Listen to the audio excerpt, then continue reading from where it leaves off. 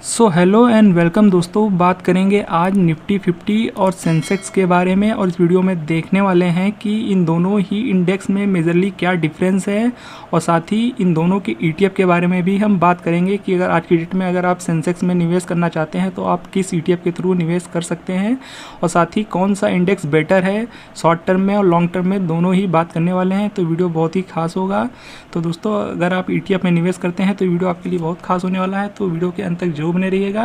Video को शुरू करने से पहले अगर आपने चैनल को अभी तक सब्सक्राइब नहीं किया है तो चैनल को सब्सक्राइब जरूर कर दीजिए और बेल आइकन को भी ऑन कर दीजिए। इससे आपको हमारे चैनल से लेटेस्ट वीडियो सबसे पहले मिलते रहेंगे। तो चलिए वीडियो को शुरू कर लेते हैं।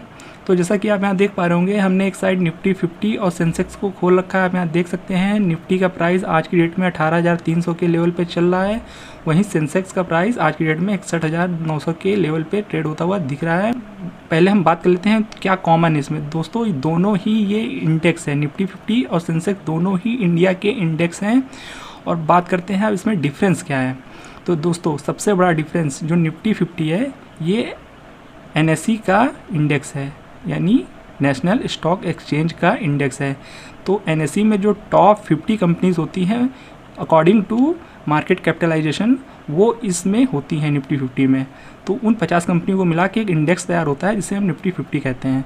वहीं बात की जाए BSE की, तो BSE जो इंडेक्स है दोस्तों ये है बॉम्बे स्टॉक एक्सचेंज का इंडेक्स जिसे हम BSE कहते हैं।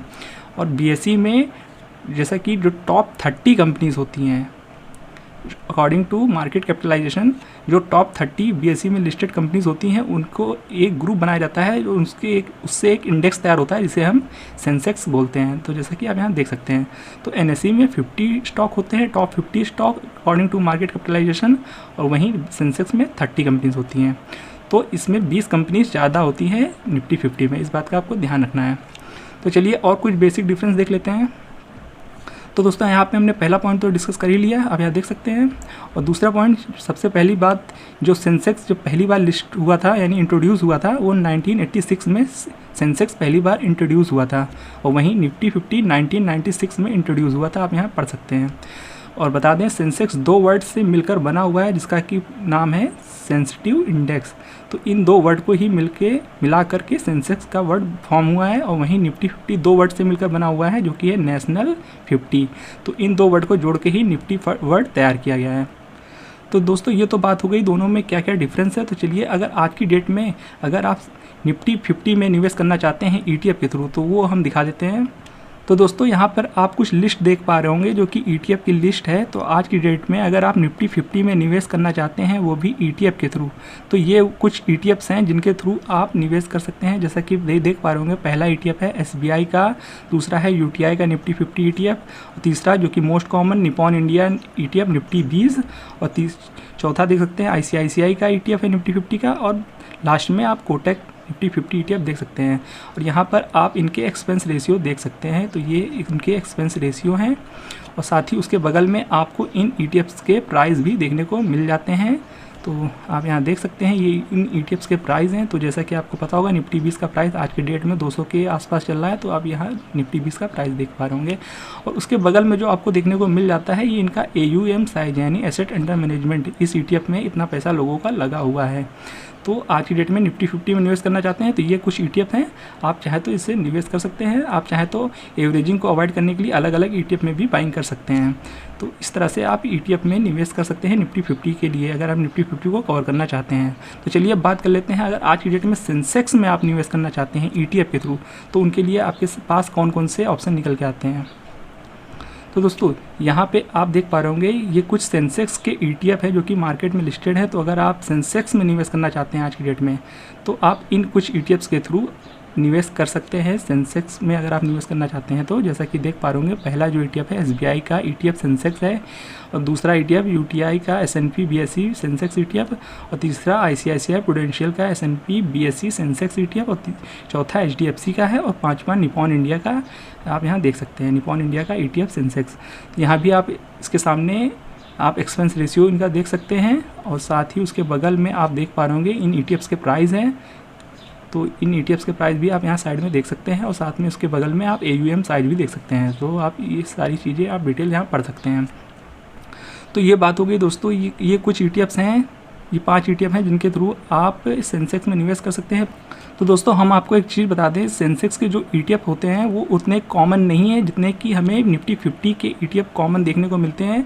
तो इसमें आपको हो सकता है वॉल्यूम का इशू देखने को मिल सकता है। तो किसी भी प्रकार का निवेश करने से पहले एक बार इनमें अपना वॉल्यूम जरूर चेक कर लीजिएगा कि आप जिस भी क्वांटिटी में ट्रेड करना चाहते हैं या निवेश करना चाहते हैं तो उस हिसाब से इन ETFs में क्वांटिटी या इतनी लिक्विडिटी है या नहीं है। तो वॉल्यूम जरूर एक बार इसमें चेक कर लीजिएगा, हो सकता है इसमें आपको वॉल्यूम का इशू देखने को मिले, क्योंकि सेंसेक्स में उतना कॉमनली लोग ज़्यादा इन्वेस्ट नहीं करते हैं जितना निफ्टी 50 में निवेश करते हैं। हालांकि आने वाले टाइम में हो सकता है इनमें भी, सेंसेक्स में भी लिक्विडिटी बढ़ जाए और लोग सेंसेक्स में भी निवेश करना शुरू कर दें, जैसे कि हमें निफ्टी 20 में देखने को मिलता है या निफ्टी 50 के ETF में देखने को मिलता है। तो एक बार वॉल्यूम जरूर चेक कर लीजिएगा।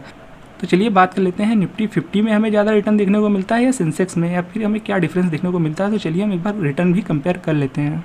तो जैसा कि आप यहाँ स्क्रीन पे देख पा रहे होंगे, हमने एक तरफ सेंसेक्स को रखा है और एक तरफ हमने निफ्टी 50 को रखा है और दोनों को ही कंपेयर करने का कोशिश किया है। आप यहाँ देख सकते हैं जो रेड वाली लाइन है वो है निफ्टी 50 की और जो ब्लू वाली लाइन है वो है सेंसेक्स की।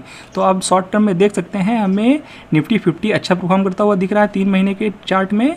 आप देख सकते हैं रेड वाली लाइन ऊपर देखने को मिल रही है, पर हम इसे थोड़ा और आगे लेकर चलते हैं तो देख सकते हैं तो 6 महीने में हमें लगभग बराबर ही बहुत ही हल्का डिफरेंस देखने को मिल रहा है। तो इसे हम निगलेक्ट कर सकते हैं। तो चलिए हम 1 साल में देख लेते हैं।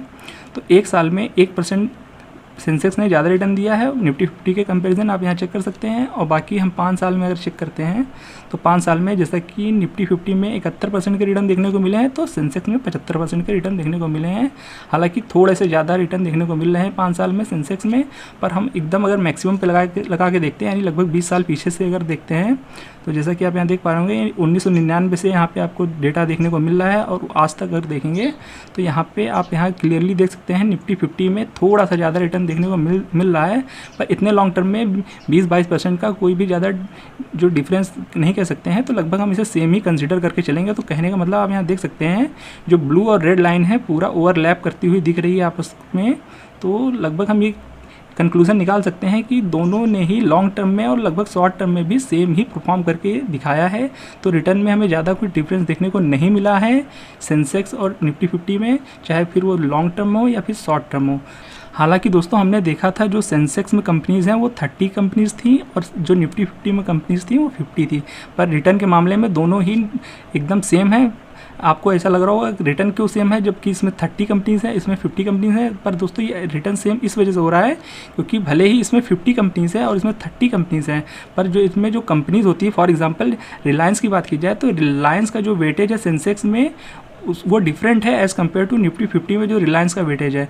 तो ये बहुत ही बड़ा डिफरेंट क्रिएट कर देता है। हालांकि इसमें 20 कंपनीज़ कम है सेंसेक्स में, पर इनका जो वेटेज होता है ना वो कंपनीज जो टॉप 10 कंपनीज़ हैं उनका वेटेज ज़्यादा है सेंसेक्स में। निफ्टी 50 में जैसे कि रिलायंस का वेटेज है वो 10% के आसपास है, पर वहीं सेंसेक्स में देखेंगे तो रिलायंस का वेटेज 12% के आसपास है। तो जो वेटेज है ना वो डिफरेंट है, इस वजह से जो रिटर्न है वो लगभग सिमिलर देखने को मिल जाता है। तो इस चीज़ का आप ध्यान रखिएगा। तो दोस्तों इस वीडियो में हमने सेंसेक्स और निफ्टी 50 के बारे में बात की और देखा हमने दोनों के ETF के बारे में और दोनों के रिटर्न को भी कंपेयर किया। तो दोस्तों आई होप आपको ये वीडियो अच्छे से समझ में आ गया होगा कि सेंसेक्स और निफ्टी 50 में क्या डिफरेंस है और उसके रिटर्न में जो हमने देखा कि लगभग सेम है। तो दोनों में ही अगर आप निवेश करना चाहते हैं तो जैसा कि हमने बताया सेंसेक्स के जो ETF है इसमें आपको थोड़ा सा वॉल्यूम का इशू देखने को मिल सकता है जो सेंसेक्स का ETF है। तो अगर आप सेंसेक्स में निवेश ही करना चाहते हैं तो आप कोशिश करिए म्यूचुअल फंड के थ्रू भी जा सकते हैं। अगर आप म्यूचुअल फंड के थ्रू जाएंगे, अगर आप लॉन्ग टर्म निवेशक हैं तो आप म्यूचुअल फंड के थ्रू भी सेंसेक्स के इंडेक्स में निवेश कर सकते हैं। वहीं अगर आप निफ्टी 50 में निवेश करना चाहते हैं तो निफ्टी 50 में तो सबसे मोस्ट कॉमन निफ्टी 20 ETF है, या फिर आप म्यूचुअल फंड के थ्रू भी निवेश कर सकते हैं निफ्टी के इंडेक्स में अगर आप लॉन्ग टर्म निवेशक हैं। तो दोस्तों अगर आपको ये वीडियो पसंद आया हो तो वीडियो को लाइक और चैनल को सब्सक्राइब करना बिल्कुल मत भूलिएगा। मिलते हैं नेक्स्ट वीडियो में, तब तक के लिए keep learning and be discipline.